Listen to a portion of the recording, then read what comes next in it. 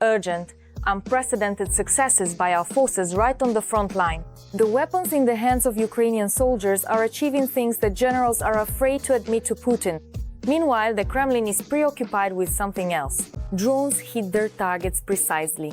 And now, there's another problem. Are Russia's mega defense industry plans actually a sham? A wave of aircraft crashes has begun in Russia. The war has drained every last drop from the enemy. Could the end really be near? All this and more in our episode of Hellpoint. Right now, Chasiv Yar. The boiling point has been reached. Ukrainian defenders are not letting the enemy advance even a meter. The formidable Gvozdika comes to help. This self-propelled gun operates precisely and without mercy. It targets enemy infantry, burns their equipment, and cuts down attacks before they even get close. Every shot it fires is a blow to the occupiers' plans. If you make this beast angry, entire enemy battalions will meet their end. What else can this machine do? All the details are coming up in the story. Darkness and speed of movement in Donetsk region increase the chances of reaching positions safely. So we set out for the artillerymen of the 24th of September, a 8th mechanized brigade named after King Danilo while it's still dark, but we couldn't do without a stop along the way. We wait out the clear sky at the command observation post. Enemy aircraft around Chasiv Yar keep us on edge. There's time for the first coffee of the day. Clear. Yes, that's what I meant. That's just perfect. The order to move out and the first briefing. This stretch of road will be the toughest. If an FPV drone suddenly appears, we just stop immediately, jump out of the vehicle, and head for the bushes. In other words, we don't try to outrun it, because you might not make it in time. But luckily, we make it without losses and quickly dive into the bushes. Amidst the endless greenery, we meet the heroes of our story. But spotting a 2S1 Gvozdika howitzer in this forest isn't so easy. The camouflage here is top-notch, because it's a matter of survival. And now, the order to engage. To your positions, uncover the gun. From the first command to the shot, it's about 3 minutes. Aim. Load. Fire. Shot. A slight adjustment. The first one was a ranging shot, but after that, everything hit the target precisely. Fire. Shot.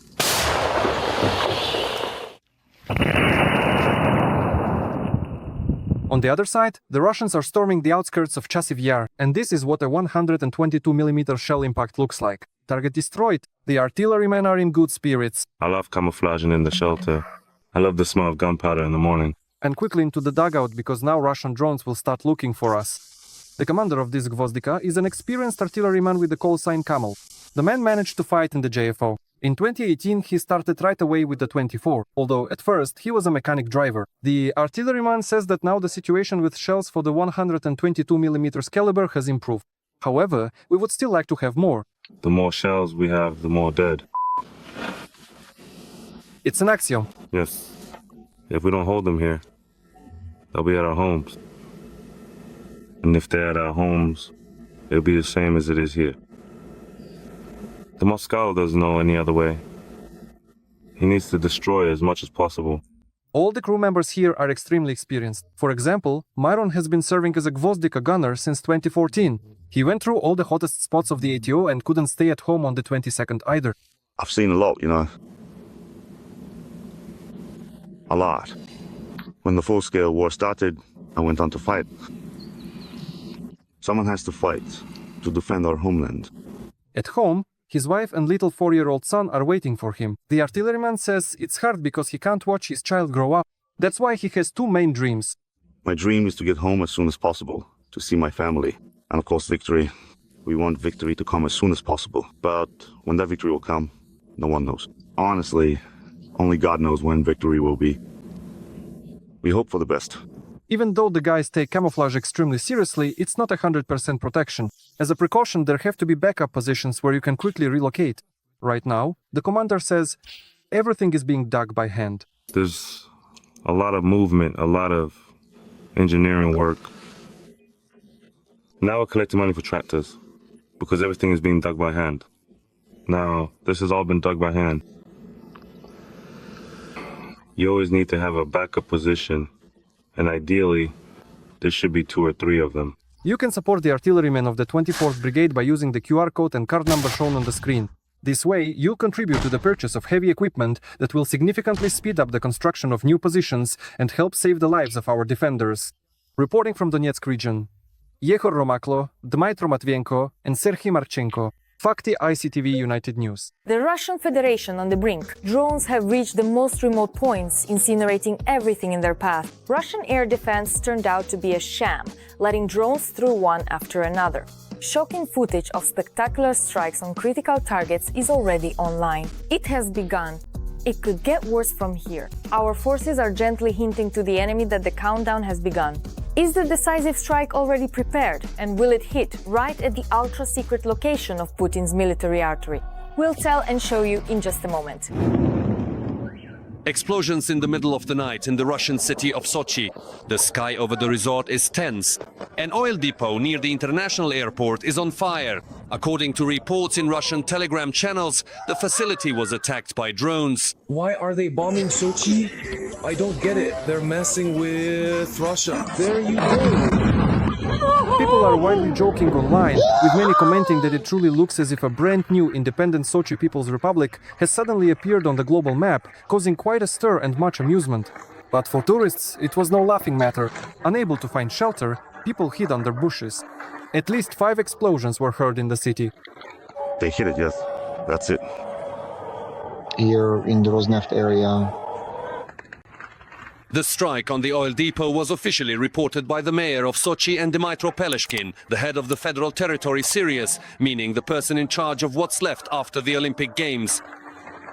The strike hit the oil depot on Tavriska Street. Please refrain from driving or walking that area. I will report any important updates. Despite calls to stay silent, Russians themselves are posting videos and sharing details, including about explosions on bridges, hit depots and smoke over Sochi. It seems the resort city is no longer in the rear. Such smoke, Arkasha. It's so scary. On social media, there is speculation that the latest modifications of Ukrainian drones may have been involved in the attack. Among the theories is the Luti drone, which has a range of over 1,000 kilometers. Sochi is not only a famous resort, but also an important logistical and fuel hub for southern Russia. The strike on the oil depot near the airport is a signal that Russian air defense is helpless if it cannot even protect such a critical facility. Yuri Kutsi, Podrobnosti, Intertelevision Channel, United News Marathon. Russia never ceases to amaze. The defense sector has never been like this before. Children are assembling shaheds. Girls from Africa are stuffing them with explosives. The Kremlin resorted to deception, all in order to show its pseudo-allies its greatness. Ukraine has taken note of this, a clear signal. The coordinates of a critically important plant of Putin's military-industrial complex have been leaked online. Very soon we will witness the rout of the year. Don't miss it. A new episode of saber rattling from Russia. The largest manufacturing factory in the entire world. A factory where teenagers assemble drones. Both boys and girls diligently work and study here at this location. Why is the enemy showcasing the production capacities of its defense industry? And does the Kremlin have enough funds to scale them up? We need to understand that many of these resources are indeed depleted. We'll find out next. A giant production facility, the largest factory in the world. Recently, one of the Russian television channels released a large report filmed at a facility that produces Geran drones. The Kremlin uses them to kill Ukrainians every day. The factory operates in the Alabuga economic zone in Tatarstan. This is openly discussed in the report. The numbers are staggering. They allegedly produce tens of thousands of drones there. There was a plan. There was a plan for several thousand Geran UAVs. Now we are producing 9 times more than we originally thought. Why is this propaganda? Why is this part of the information war? Because for some reason no one seems to recall that there was an official statement from our main intelligence directorate about what capabilities the Russians have for producing these drones. As of today, their production amounts to 150, at most 160 units per day. That's not a small number, but it's not 2,000. This is purely an element of propaganda. The following messages are intended for Ukraine and the West. They show the Western, let's say foreign modern machines that they are obtaining despite the sanctions. For Ukraine, this is a signal that the war will continue for as long as Russia wants. But by and large, there's no need to be afraid of all this. Alabuga is a legitimate target. The West has missiles that can reach there and destroy it quickly. Telegram channels and foreign media have widely circulated the propagandist story. And all this is happening against the backdrop of massive drone attacks on Ukraine. this should be seen as part of the war, essentially just an informational void. In other words, what they show, it's not just what they want to show, they show exactly what they want us, and not just us, to talk about. Russia is boasting not only about its technologies, but also about the fact that children are assembling drones in factories. This is stated directly in the report. They invite school children here right after the 9th grade, and after college, they are invited to work at the factory. This is their idea of patriotic upbringing, having children participate. The second reason is so that we don't strike there, because there are children, and how could you possibly fire at children? That would be a war crime, and so on and so forth. In other words, using children as human shields is nothing new for the Russians. It wasn't just Russians themselves as promises of well-paid jobs in Russia lured dozens of young African women to drone production. They hoped for professional training and high earnings in Russia. As journalists from Deutsche Welle found out, instead of working in peaceful sectors, many of them were forced to work in life-threatening conditions. At first, everything looked good. They offered jobs in logistics, maintenance, catering, and crane operation. But when we arrived, everything changed. Some were sent to assemble drones, others to production control, and the rest became cleaners.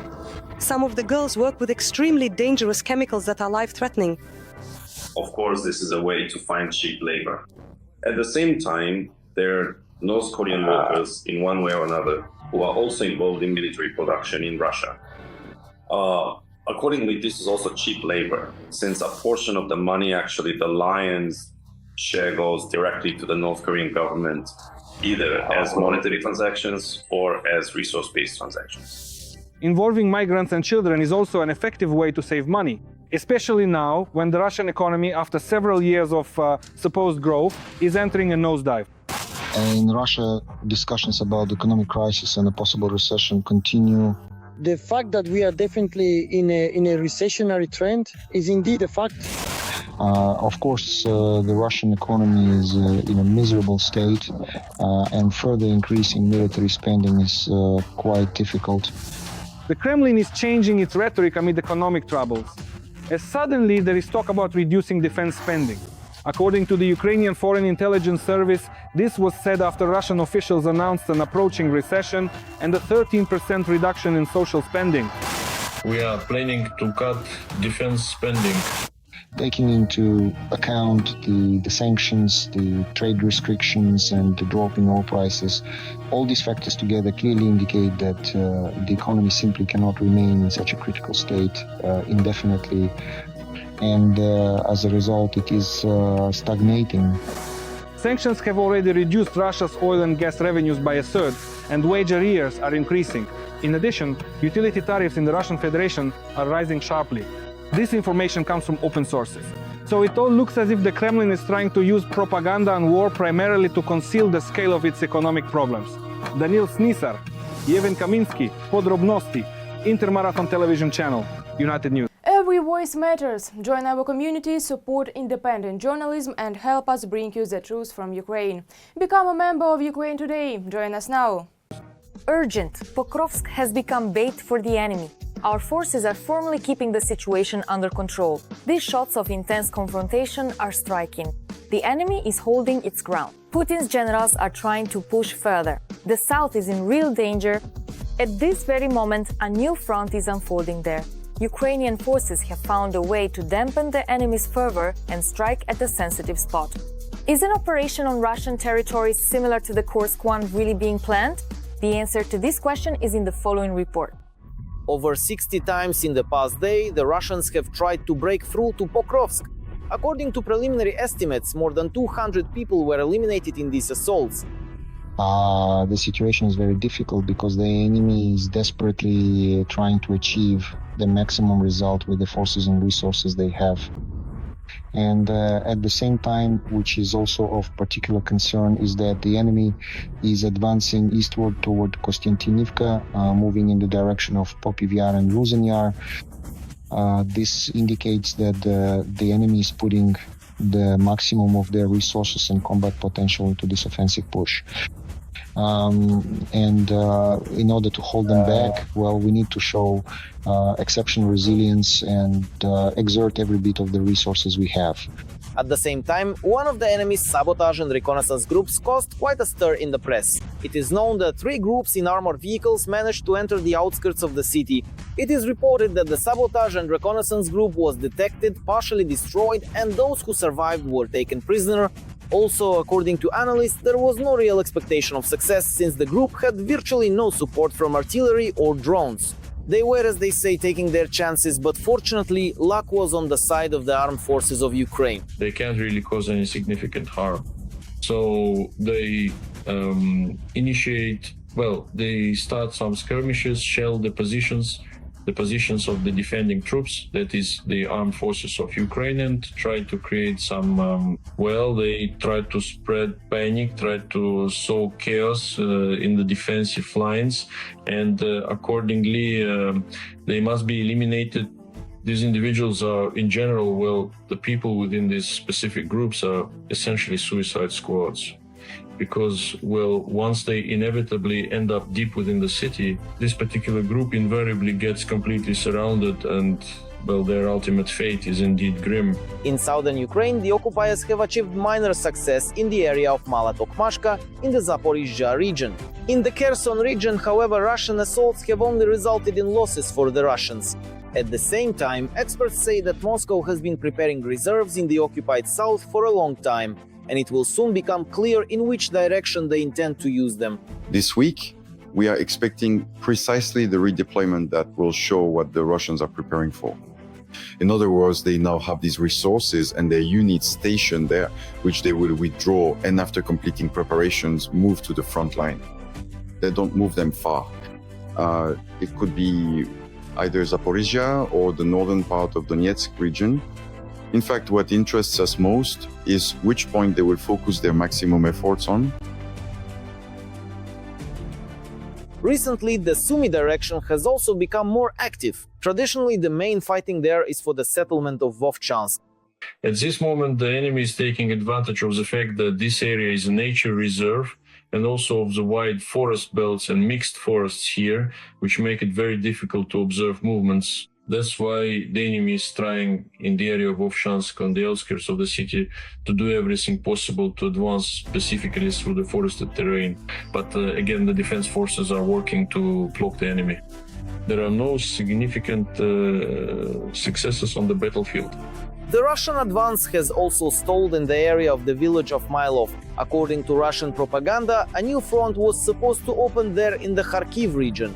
However, according to the armed forces of Ukraine, the enemy has not achieved any success for a week now, only losing soldiers in vain attempts to advance. Although they have been drawn into that pocket, which is currently the most comfortable for our defense, and systematic work is being carried out to destroy the enemy, they are unable to expand this breach. Our command also reports that, in addition to direct fighting on the front line, Ukraine has achieved success in operations behind Russian lines. Obviously, after assessing how much and what the Russians are bringing to the front, a solution was found so that all of this, if it didn't stay in Russia, would at least move much more slowly.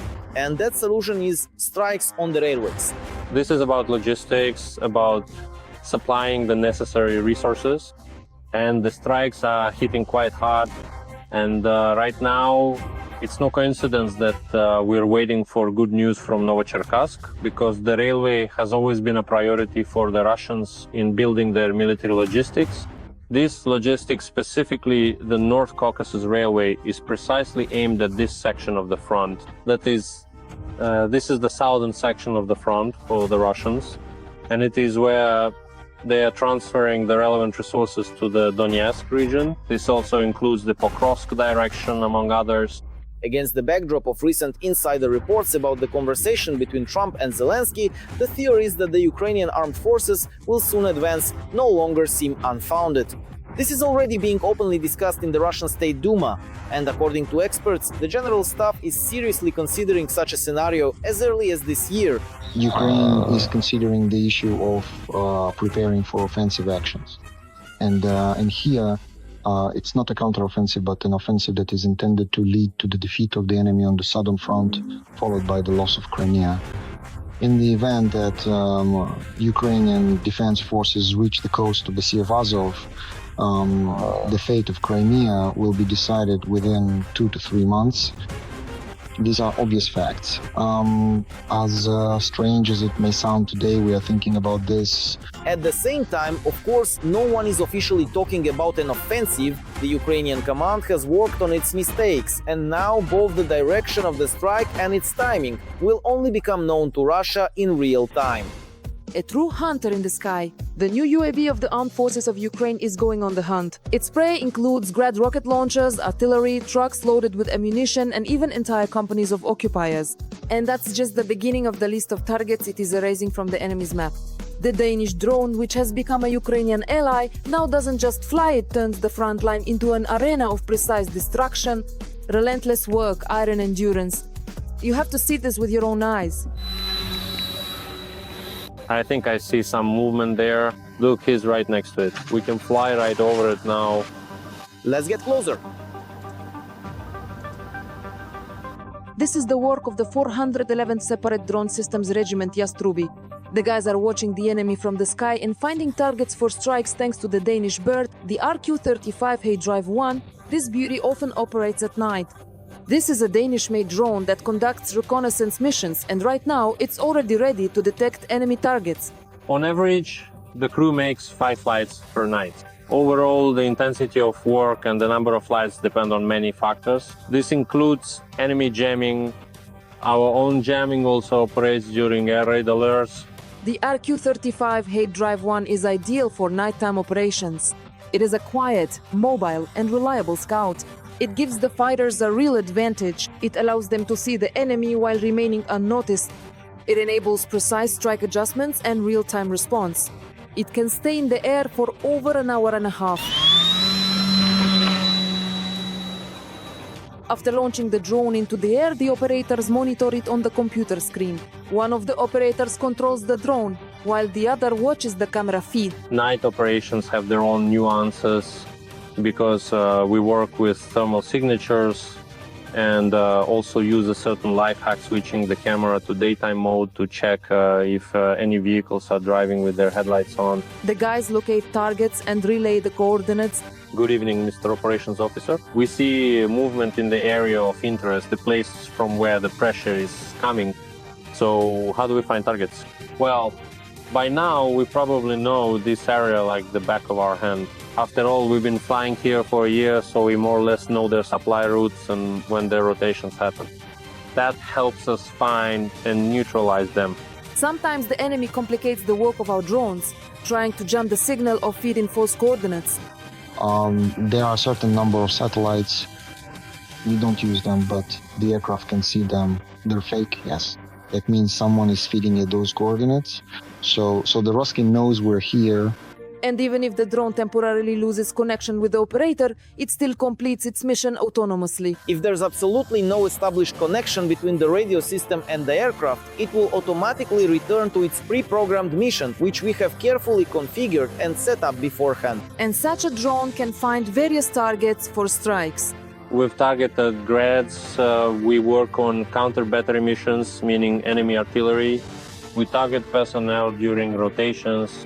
The same goes for vehicles involved in these rotations, transporting personnel. These are both passenger cars and trucks. And importantly, this drone is reusable.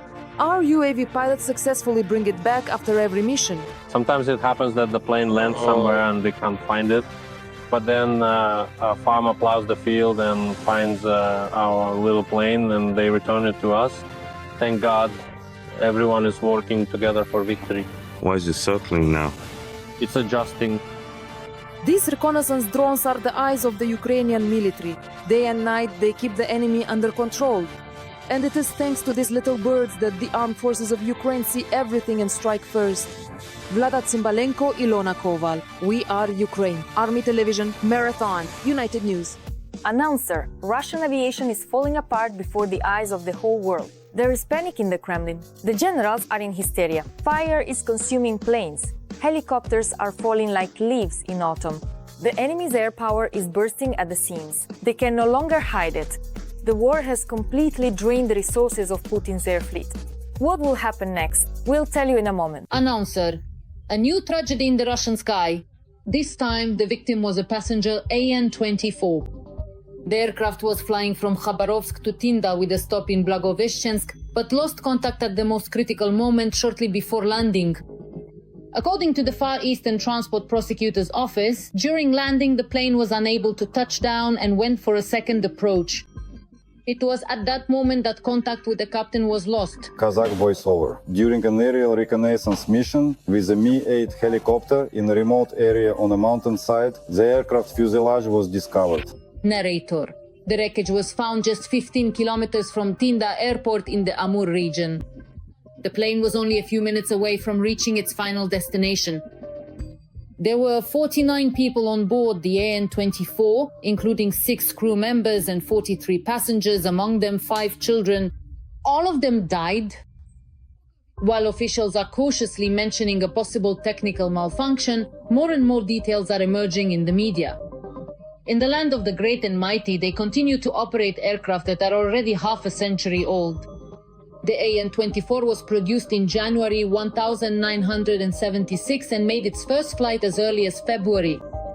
Since then, it has spent decades in the sky despite its age, outdated technology, and numerous accidents.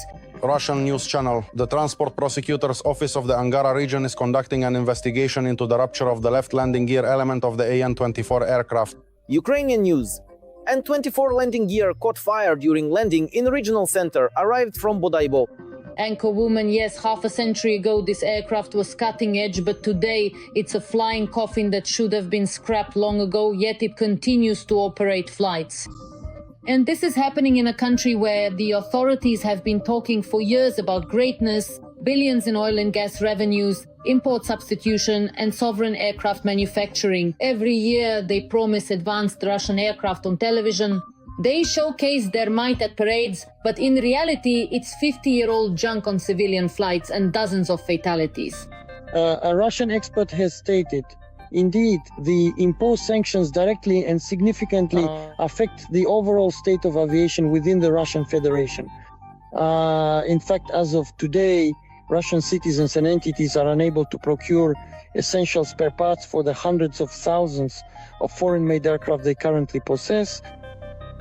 And many of these modern aircraft are simply sitting completely idle at various airports, at numerous airfields, and they absolutely cannot get them into the air because these crucial planes aren't being serviced or maintained on time. So they are consequently forced to utilize old, outdated Soviet-era equipment like the venerable AN-24 and so on, virtually anything that can still manage to fly, for which they can somehow find at least some essential spare parts. Even though these particular aircraft have long since completely exhausted their operational service life, they are forced to get them in the air and use them to transport people. Narrator. The permanent head of government, Mishustin, has already formed the government commission. It is headed by the Minister of Transport, Andrei Nikitin. The very same person under whose ministry dozens of such dinosaurs continue to fly in the skies of Russia. But isn't all of this the result of one big crime called the system? And incidents like these have only become more frequent since the start of the big war. Both civilian and military aircraft are breaking down. From 2022 to 2024, there were 82 aviation incidents in Russia, including 40 crashes and 104 casualties. And with each passing year, this number has only increased. All of this is a consequence of the bloody war, which is hitting every sector of the Russian Federation. And the longer the aggressor state remains mired in this protracted bloodshed, the more devastating the consequences will be for itself. Announcer, that's all from me for now. This was me, Darina Hutsakalo. Even more hellish news from the front in our next broadcast. And in the meantime, don't forget to subscribe and leave a like. See you soon!